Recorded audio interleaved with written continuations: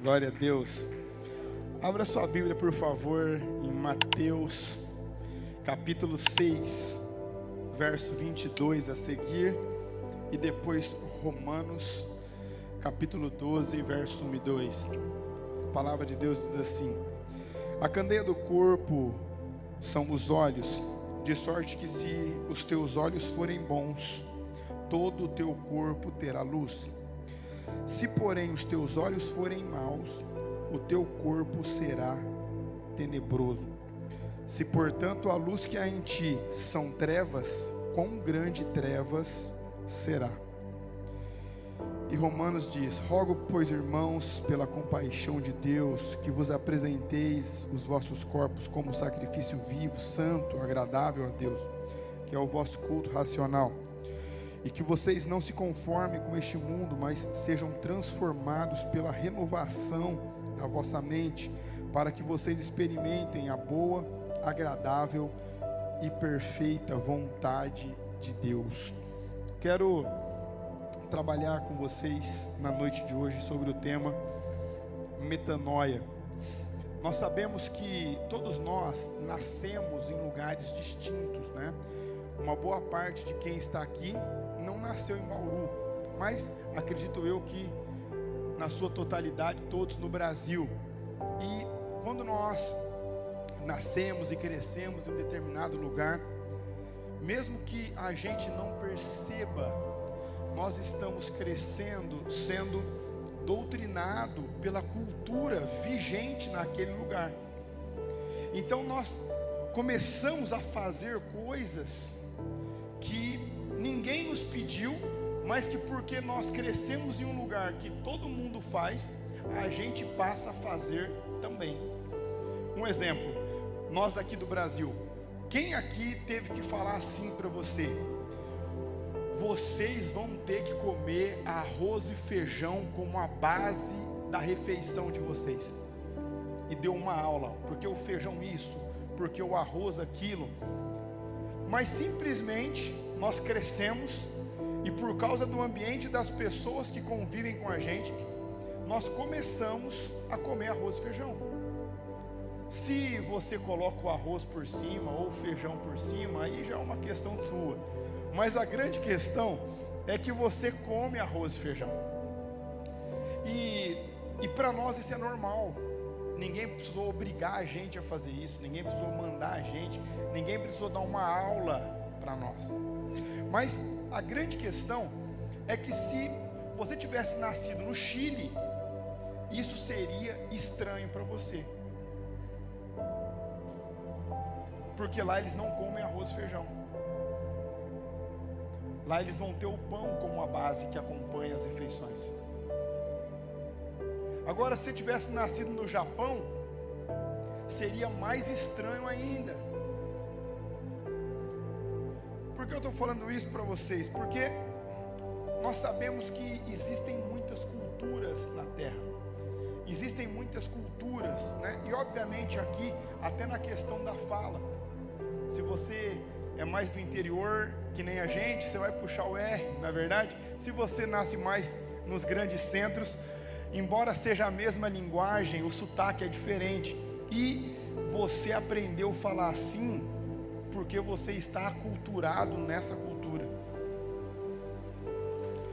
Então, quando nós olhamos para os seres humanos, nós sabemos que todos nascem e crescem e são influenciados a viver como a cultura daquele lugar. Mas o que os textos que nós lemos estão dizendo é que acima da cultura do Brasil, acima da cultura dos outros países, dos outros continentes, das outras cidades, existe uma cultura que governa sobre todas as outras, e que quando algum ser humano, independente qual cultura ele foi influenciado e ele cresceu sobre ela, ele vai ter um encontro com Jesus. E quando ele tem esse encontro com Jesus, com o Evangelho, o que vai reger esse ser humano é a cultura do reino de Deus. Então ele está falando assim no primeiro texto: com como você enxerga as coisas ao seu redor, como você enxerga a realidade à sua volta. Só que ele está falando aqui algo muito sério. Ele não abre precedentes, mas ele faz uma afirmação: se os seus olhos forem bons, todo o seu corpo terá luz. Agora, se os seus olhos forem maus, a sua luz será trevas, e as trevas que vão habitar com você será tenebrosa. E o segundo texto, Paulo diz assim: vocês não podem se conformar com o mundo que vocês vivem. Antes, vocês precisam que a mente de vocês sejam renovados, né? Ou seja, que vocês sofram uma metanoia e que vocês passem a ter um entendimento do reino dos céus para a terra, e não o entendimento que vocês aprenderam ao longo dos anos em que vocês foram crescendo. E isso é tão sério que nós temos as igrejas no Japão, né? E o pastor Hélio e a Lume, quando eles se mudaram para lá, os filhos deles são brasileiros, são nascidos aqui. Mas quando eles se mudaram para lá, para a plantação da igreja, eles tinham menos que 5 anos, as crianças. E hoje, quando nós temos contato com eles, quem sabe da história, sabe que eles são brasileiros. Mas até os japoneses acham que eles são japoneses. Por quê? Eles aprenderam e tomaram aquela cultura para eles. Então eles falam melhor o Nihongo, eles comem melhor a comida japonesa, eles se vestem como japoneses. E o que isso tem a ver com nós, pastor? O que isso tem a ver com a igreja? O que isso tem a ver com o cristão? É que a maior parte das pessoas que se convertem tem uma dificuldade imensa em ter essa metanoia. E mesmo que são convertidas, mesmo que entregaram a vida para Jesus, ainda vivem a vida no dia a dia com a perspectiva da cultura que influenciou o crescimento deles ali. Eles não conseguem enxergar com os olhos da fé, eles não conseguem enxergar com a perspectiva de Deus. São sempre visões ruins, são sempre visões de problemas, são sempre visões de dificuldade, são sempre situações de críticas. Nunca a pessoa consegue se colocar como parte da solução, mas sempre se incluindo no problema. Só que o texto aqui, ele é muito claro. O texto diz assim, que se os seus olhos forem maus, ou seja, se as lentes pela qual você está enxergando o seu ao redor, a sua família, as suas finanças, o seu ministério, o seu relacionamento com Deus, né? Os seus sonhos, os seus projetos, a sua saúde, se você enxergar com os olhos maus, o que era para ser luz na sua vida vai ser trevas, e as trevas que estarão em você será tenebrosa.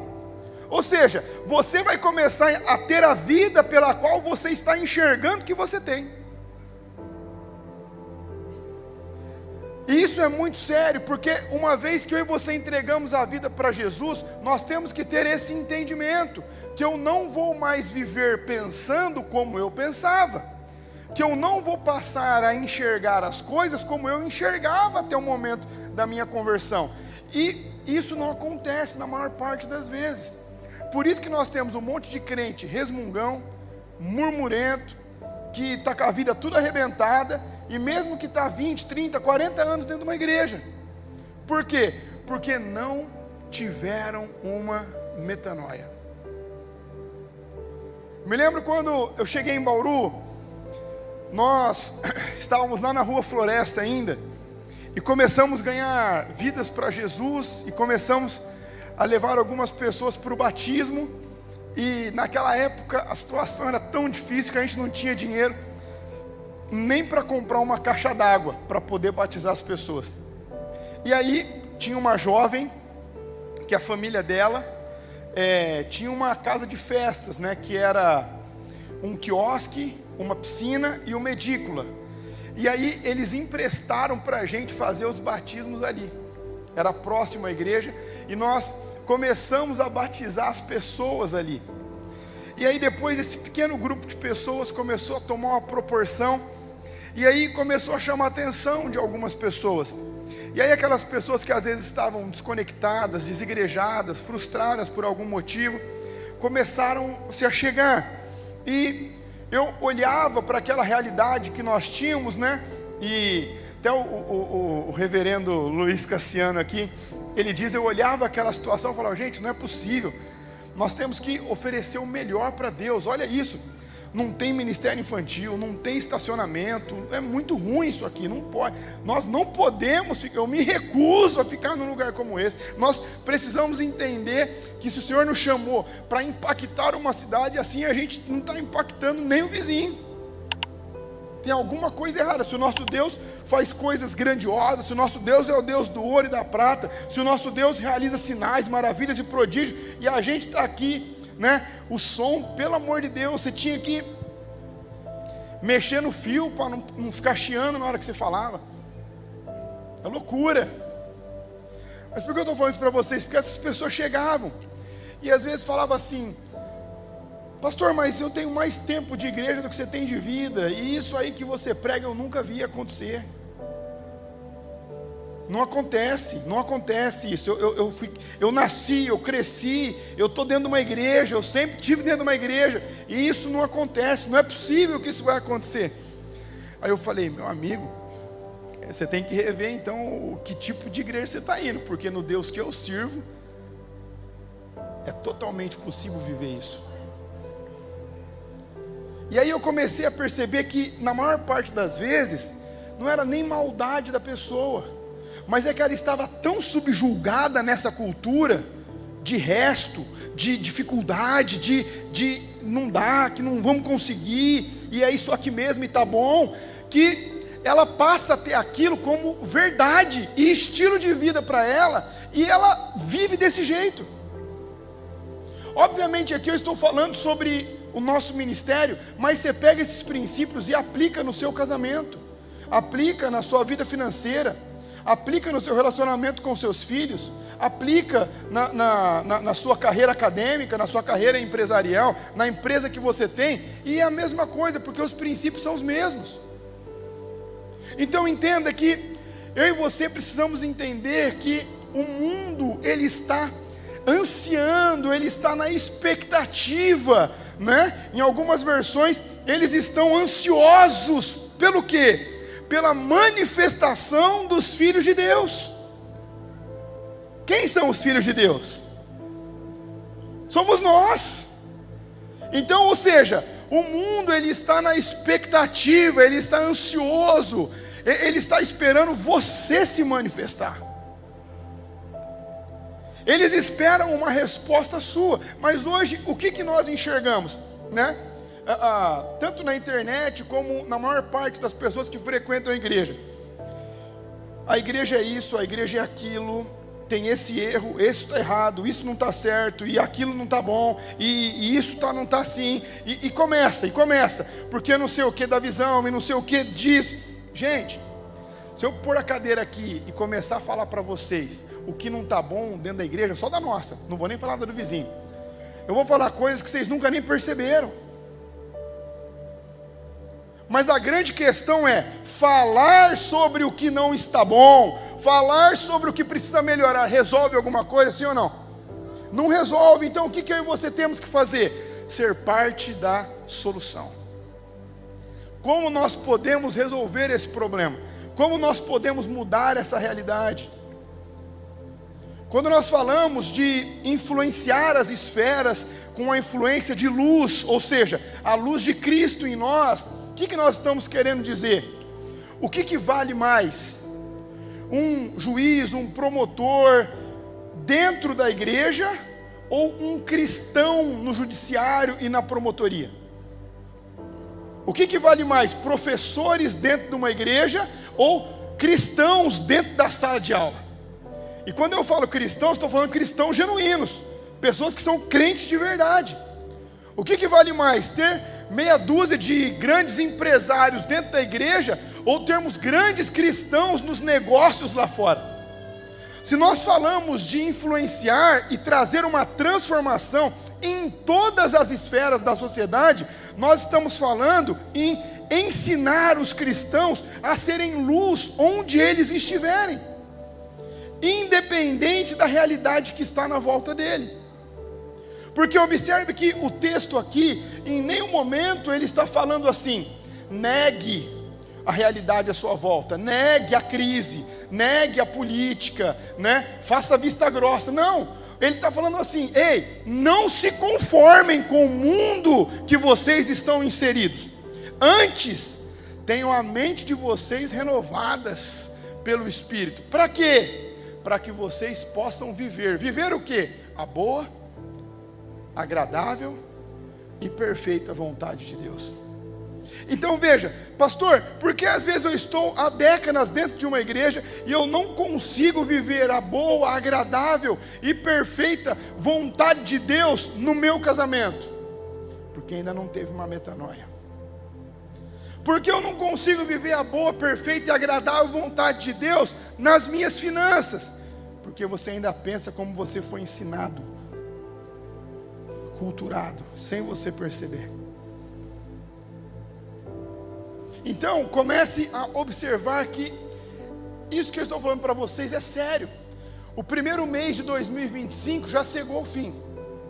E eu sei que uma boa parte da humanidade, no final de ano, começa, porque ano que vem eu vou fazer isso, ano que vem eu vou começar a academia, ano que vem eu vou aprender um idioma, ano que vem eu vou fazer um planejamento financeiro, ano que vem eu vou isso, ano que vem eu vou aquilo. Ok, acabou o primeiro mês do ano. O que você já começou a fazer? Então comece a entender que se nós não nos manifestarmos, nós não fizermos, nós não formos a resposta, vai entrar o ano e sai o ano, e nós vamos estar do mesmo jeito. Porque a gente começa a fazer as coisas no fluxo, no automático. A gente não consegue observar, a gente não consegue fazer uma análise. Isso que eu estou fazendo, está bom, não está bom? Por quê? A gente aprendeu a reclamar. A gente aprendeu a aceitar essas circunstâncias para o nosso dia a dia. A gente aprendeu a reclamar da situação. A gente aprendeu a ser mais um, né? Dos doutores em teologia da internet, né? Dos mega especialistas em liderança de igreja que nunca lideraram igreja nenhuma, né? Por quê? Porque é mais fácil você apontar. É mais fácil você falar o que não está legal. Eu me lembro quando eu comecei a pregar sobre o influenciar, né, que um cristão deve se posicionar onde ele está. E logo eu comecei a ter alguns embates com alguns amigos que pensam diferente. Alguns amigos falaram assim: pastor, o mundo ele está muito difícil, está uma perdição. Nas escolas, né? Tem muita questão acontecendo aqui hoje. Os meus filhos, eu estou preocupado de eles ir para a universidade. Eu estou preocupado do meu filho ir para a escola. Eu não sei o que eles vão ensinar para o meu filho lá. Eu estou pensando, por que é que a gente não faz aqui um grupo de homeschooling aqui? Veja, eu não critico quem faz. É um direito seu, você faz o que você quiser com o seu filho. Mas veja, se a Bíblia fala assim: não vos conformeis com esse mundo, antes tenham a mente de vocês renovadas, tenham uma metanoia, para que vocês pensem e tenham a ação de um cristão, não como uma pessoa que não é cristã, para que você possa transformar a realidade em que você está inserido. Aí, como é que eu vou fazer? Como é que eu vou fazer colocando meu filho dentro de uma bolha? Aí depois eu falo assim: agora vai, você vai ter que ser médico. Agora vai, você vai ser engenheiro. Agora vai, você vai ser empresário, você vai ser professor, você vai ser alguma coisa. Aí é que nem a mãe que segura o filho 1 ano dentro de casa, né? Não, por quê? Para não ficar doente. Aí depois que sai, fica doente tudo de novo, porque não ficou quando tinha que ficar. Você segura demais. Aí eu falei: está errado isso. Nós precisamos o quê?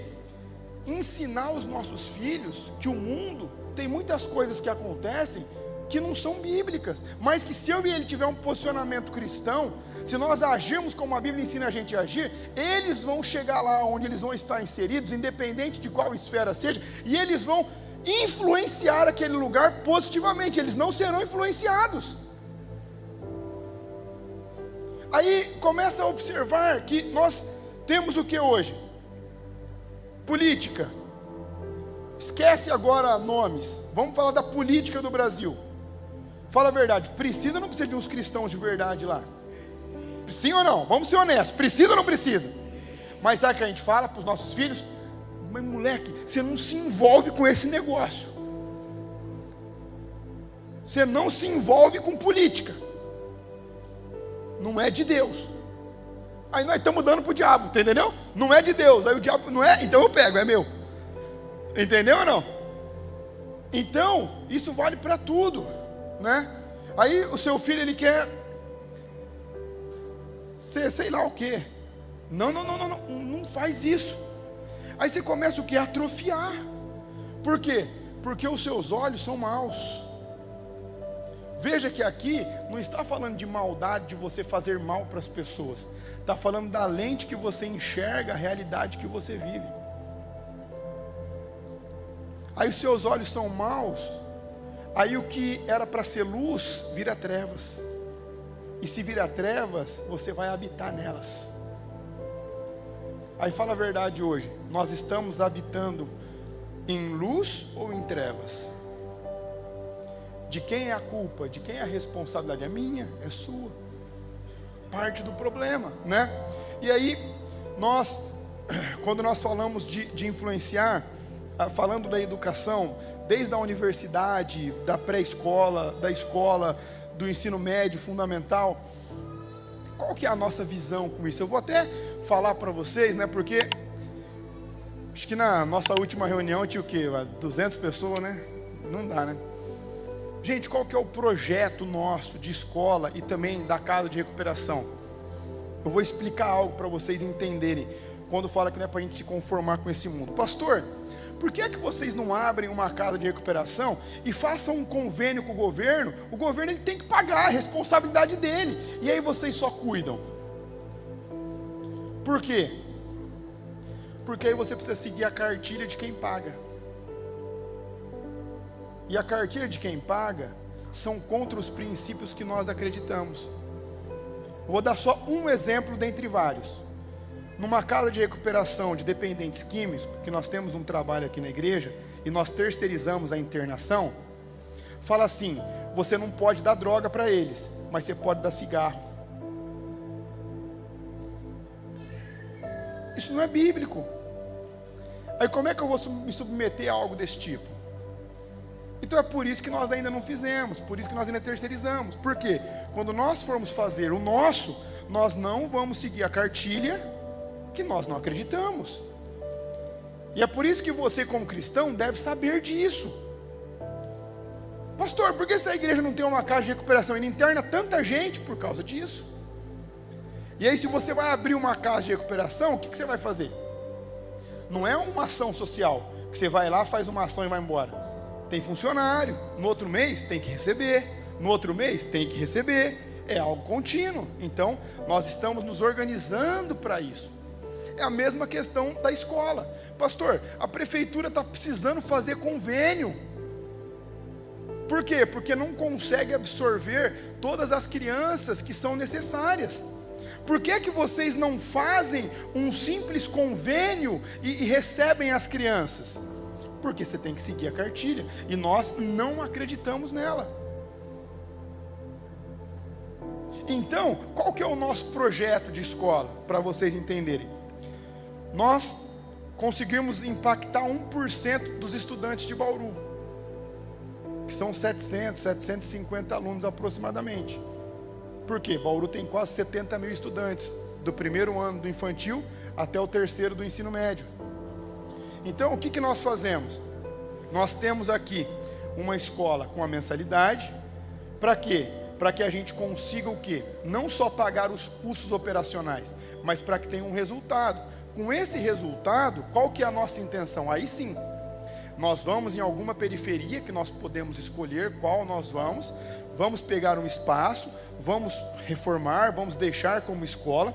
E aí com esse resultado, a gente fala assim, olha, nós vamos conseguir pegar a 100 crianças, 200 crianças, e nós vamos conseguir dar a mesma educação, com os mesmos princípios que nós estamos dando aqui, gratuitamente.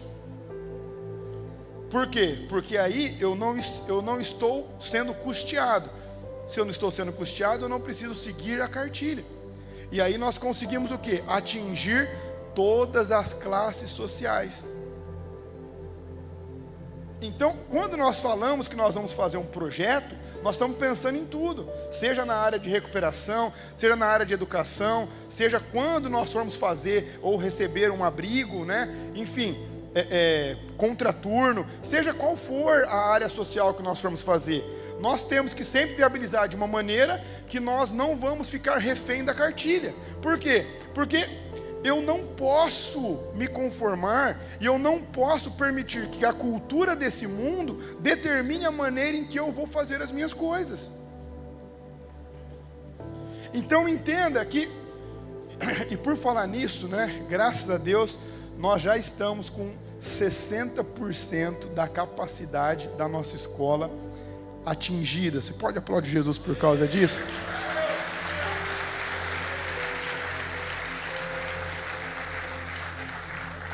E quando nós chegarmos a 100%, aí é o momento da gente conseguir dar mais esse passo para que a gente consiga atingir uma quantidade de crianças de forma gratuita. Entende? Então, você precisa ter esse entendimento da igreja que você faz parte. Quando nós vamos fazer as coisas, nós sempre tem às vezes uma maneira mais fácil de fazer. Mas por que é que vocês não fazem? Porque se a gente for fazer de qualquer jeito, só porque é mais fácil, nós vamos ter que ficar batendo continência por coisas e princípios que nós não acreditamos, né? E a Ellen está me lembrando aqui de avisar, né, os alunos, né, não só alunos, mas os pais, que de segunda a quarta-feira dessa semana, nós vamos ter para o ensino médio e para o Fundamental 2, a partir do 7º ano, é isso? 7º ano, nós vamos ter o Day Use. O que é isso, né?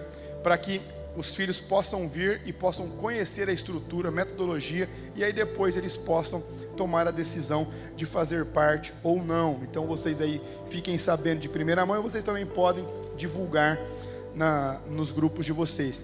Então, quando nós falamos de uma igreja de cristãos que vão influenciar uma sociedade positivamente, nós estamos falando que primeiro esse cristão tem que ter passado por uma metanoia. Ele tem que parar de só olhar problema, ele tem que parar de só ver defeito, ele tem que entender que ele precisa ser solução, que ele precisa ser resposta. Entende? Pastor, estamos com problema com pessoas que têm dependência química. Ok, é um problema. O que você mudou? Você descobriu o mundo falando isso? Não vai mudar nada. O que nós podemos fazer para mudar isso? Entende? Pastor, a saúde está corrompida, né? E quando eu falo isso, gente, eu procuro me inspirar em pessoas que levam a sério isso. Um grande amigo de Curitiba, o Michel, ele já pregou aqui no aniversário da nossa igreja, lá na Aureliano. Pra você ter uma noção, a saúde está corrompida, e isso, e aquilo, e aquilo. Sabe o que eles estão fazendo ou não? Eles estão construindo um hospital. Então, quando nós falamos de influenciar uma sociedade, é em qualquer área, seja na educação, seja na saúde, e eles estão se organizando com vários médicos, e por quê? Para que eles consigam influenciar lá. Então, a escola, a faculdade, abrigos, recuperação, seja internato, seja qualquer tipo de situação, né? Dr. Elias, ele vai estar com a gente aqui no próximo mês. Vocês organizem a data de vocês aí, dia 23, 22 e 23, né, de fevereiro. Ele hoje, depois que Lori Kahneman faleceu, ele, eu acredito que é o homem de Deus que mais países viajou, levando o evangelho e também trazendo soluções. E quando eu falo de influenciar, de você não se conformar e ter as lentes boas, ele me inspira, porque nós tivemos agora, recentemente, o bombardeio da Rússia na Ucrânia, e aí ficou em manchetes, vocês lembram disso? O bombardeio começou num dia, no outro dia ele já estava na Polônia, se reunindo com pastores, e depois ele já desceu para a Eslováquia, e depois ele já desceu em todos aqueles países ali da região da Rússia, combinando e organizando com os pastores, pegando empresários, alugando grandes barracões, colocando colchão, necessidade básica, e aí com 4 dias que eles estavam lá, e o fogo comendo, guerra acontecendo, eu podia reclamar, eu podia achar que eu era um doutor das guerras, né? Eu acho que o ataque aconteceu por causa disso. Ele falou, não, isso eu não posso mudar, mas eu posso mudar o impacto disso. E aí o que ele fez? Entrou em contato com os pastores da Ucrânia e falou assim, olha, podem enviar todas as pessoas que estiverem precisando, cristãos, não cristãos, órfãos de guerra, mulheres que perderam os maridos, porque nós estamos recebendo nesse endereço, nesse endereço, nesse endereço, nesse endereço, nesse endereço, e eles receberam milhares de ucranianos, e alguns até hoje, porque ainda está em zona de conflito, estão morando lá. Depois da guerra da Síria, já reconstruíram casas na Síria. Agora na faixa de Gaza, o Éder, a Maria, o Luiz, a Adriano, o Xande, a Júlia, eles estiveram lá no Egito agora. Eles já receberam as famílias da faixa de Gaza. Por quê? Isso é um cristão que está entendendo o que nós vamos fazer. Entende? É muito mais do que às vezes entregar uma cesta básica. Ai, o pastor falou que entregar a cesta básica é errado. Eu não estou falando isso. O que eu estou falando é que é muito mais do mesmo. Entende? Se nós estamos como cristãos e o mundo está esperando a nossa manifestação, o que é que eu e você estamos fazendo para transformar essa realidade? O que nós estamos fazendo para mudar a nossa cidade? O que nós estamos fazendo? O que eu e você podemos fazer mais? Será que nós já tivemos a nossa metanoia?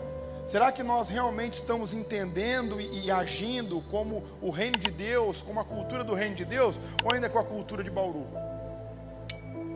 Será que nós estamos enxergando com os nossos olhos como nós podemos resolver as situações dentro de nós e com o nosso próximo? Porque às vezes chega a ser muito discrepante, né? Chega um casal e fala assim, pastor, a gente quer resolver, ajudar aí, quer servir, quer mudar a cidade e vamos para cima, é avivamento, mas não consegue resolver o problema dentro do casamento. Com a mulher que você casou, você não consegue resolver o problema com ela. Entende? Com o seu filho que vê você todos os dias. Então, comecem a entender algo que o texto aqui é muito sério. A nossa igreja hoje, eu tenho plena convicção disso, que hoje nós estamos no centro do propósito de Deus. Eu tenho plena convicção que nós como igreja estamos vivendo a boa, agradável e perfeita vontade de Deus para nós. Mas eu quero que vocês entendam isso.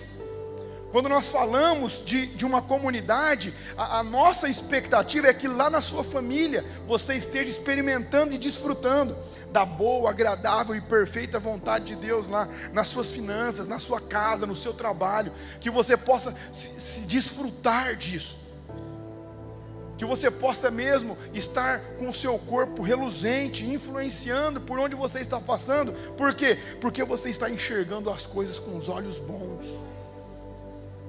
Com olhos bons. Esse é o verdadeiro evangelho. Nós nos empoderamos, nós recebemos, mas nós avançamos. E até para os empresários, quando nós falamos dessas reconstruções, são grandes empresários que fazem isso. Mas veja, tem que mudar a metanoia. Entenda o que eu vou falar para você. Pastor, eu quero comprar um avião, quero trocar meu barco, quero trocar de casa. Ok, mas isso aí qualquer empresário faz. Qualquer empresário bom faz isso. Mas o que um empresário que é homem de Deus faz? Cara, já troquei de carro, tenho helicóptero, tenho casa na praia, tenho... Ok, agora o que eu vou fazer para impactar e mudar a nação, mudar alguma coisa? Eu quero ajudar. Por quê? Porque já virou a metanoia, entende? Você vai ter, mas você não vai se preocupar, entende? Entende o que eu estou falando ou não? Porque trocar de carro, comprar avião, tudo que empresário que é bom faz. Não precisa nem ser crente, só precisa ser bom. Então, começa a entender isso. É alcançar, é mudar, é transformar. É influenciar. Mas para isso nós precisamos ter uma metanoia. Metanoia. Nós temos que aprender a ver as coisas como Jesus vê. Nós temos que olhar para o caos e falar assim: isso aqui meu Deus é perito nisso. Quando a terra era sem forma e vazia e o Espírito pairava sobre a face das águas, que era tudo um caos, Ele colocou tudo no seu devido lugar. Quando você achar que está tudo escuro, que está difícil, você fala: fica tranquilo. Teve um momento em que estava sem luz e Ele falou: haja luz e houve luz. Então Ele traz luz onde não tem. Então começa a entender que nós vamos simplesmente agir como o nosso Deus age. Nós simplesmente vamos dar a resposta que o mundo quer dessa maneira. Não analisando, não apontando o dedo, não falando que não está legal, que está errado. Nós vamos simplesmente se manifestar. Enquanto a equipe de louvor vem para cá, olha para a pessoa que está do lado e fala assim: se manifesta, pelo amor de Deus. Fala: se manifesta. Olha para o outro lado agora, fala: se manifesta, pelo amor de Deus. Faz alguma coisa, se mexe.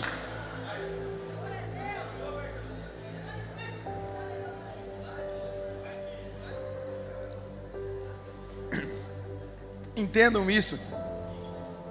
Isso é sério demais. E na verdade é isso que está faltando para de fato a gente impactar. E eu quero que vocês entendam isso. Com a metanoia agora e com os olhos, com as lentes de Cristo. A nossa expectativa não é atrair a atenção de ninguém. Não é ter comentários, não é ser bem visto simplesmente, não. Mas é as pessoas saberem que elas encontrarão respostas com você. É as pessoas, quando se depararem com um momento de crise sem saída, que elas falam assim: eu sei de um lugar que vai me dar um norte. Eu sei de uma pessoa que vai me aconselhar e vai ter uma resposta para essa situação. Eu tenho uma pessoa que vai enxergar o que eu não estou enxergando. Eu tenho uma família que vai me instruir. Eu tenho alguém que vai me direcionar. Eu tenho alguém que vai poder ajudar. E esse alguém é você. É você. Que você esteja vivendo a boa, agradável e perfeita vontade de Deus na sua vida. Porque se você estiver vivendo isso, as pessoas vão olhar e vão saber disso. Veja, você não vai precisar contar para ninguém. Você não vai precisar fazer tráfego pago para falar: gente, ó, estou vivendo bem aqui, ó, vontade de Deus boa, agradável. Não. Por quê? Porque quem está à sua volta vai olhar e vai falar simplesmente assim: cara, eu quero que você me ajude, porque você está vivendo de verdade, você não está mentindo. Não é só rede social, não é só efeito, não. Você vive de verdade isso. Você é gente como eu, você tem os perrengues como eu, você tem problema como eu, você tem dificuldade como eu. Mas cara, eu não sei o que acontece. Você enxerga as coisas de uma maneira diferente. Você tem atitudes diferentes, você faz coisas que eu nunca pensei em fazer.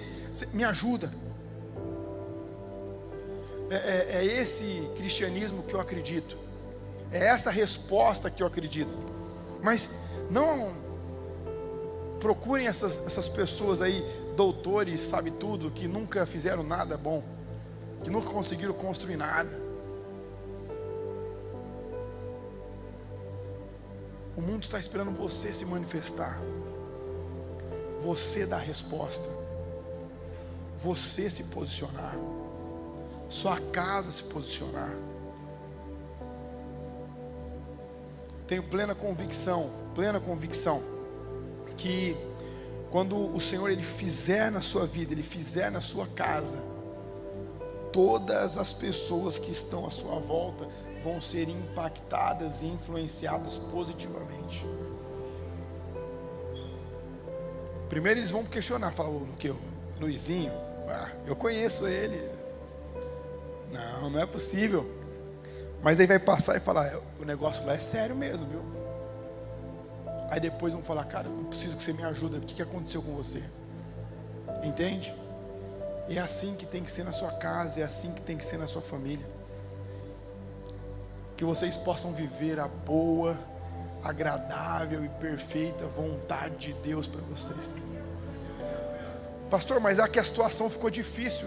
Eu também tenho situação difícil. Mas é que eu tive um perrenguinho, eu também tenho perrengue. Não, mas é que você não está entendendo. Estou entendendo, eu sou gente, ser humano. Mas eu aprendi a não me conformar com esse mundo. Eu aprendi a olhar as coisas com as óticas do Espírito, com as lentes do Espírito. Isso vai fazer toda a diferença para você. Quantos aqui tem um BOzinho para resolver essa semana? Levanta a mão. Eu tenho também. Você não tem. Quem não tem, vem orar por nós aqui. Você não tem nenhum BOzinho para resolver essa, vem aqui, pelo amor de Deus. Todo mundo tem um BOzinho ou outro para resolver, gente. Nós somos seres humanos. Mas o que eu estou falando para vocês é que aprendam a olhar com os olhos de Cristo, com a ótica dele. Não escolham viver mais em trevas, na escuridão. Não sejam mais cristãos que são regidos pela cultura que te influenciou e que fez você ter as crenças que você tem. Peça para o Espírito Santo levar os seus pensamentos cativos a Cristo. Peça para o Espírito Santo fazer uma renovação, uma metanoia na sua mente. Se você é uma pessoa que reclama muito, critica muito, que você é uma pessoa muito brava, sabe? Se deixar você no quarto sozinho com a luz acesa, você briga até com a sombra. Sabe? Se você fala, Jesus, me ajuda, né? Me ajuda. Não deixa eu ser assim mais não. Renova a minha mente. Faz uma metanoia na minha mente. Troca as lentes dos meus olhos para que eu possa ver. E eu acredito que você vai viver a boa, perfeita e agradável vontade de Deus na sua vida e através de você. Enquanto o louvor ministra essa canção, fique de pé no seu lugar, feche seus olhos.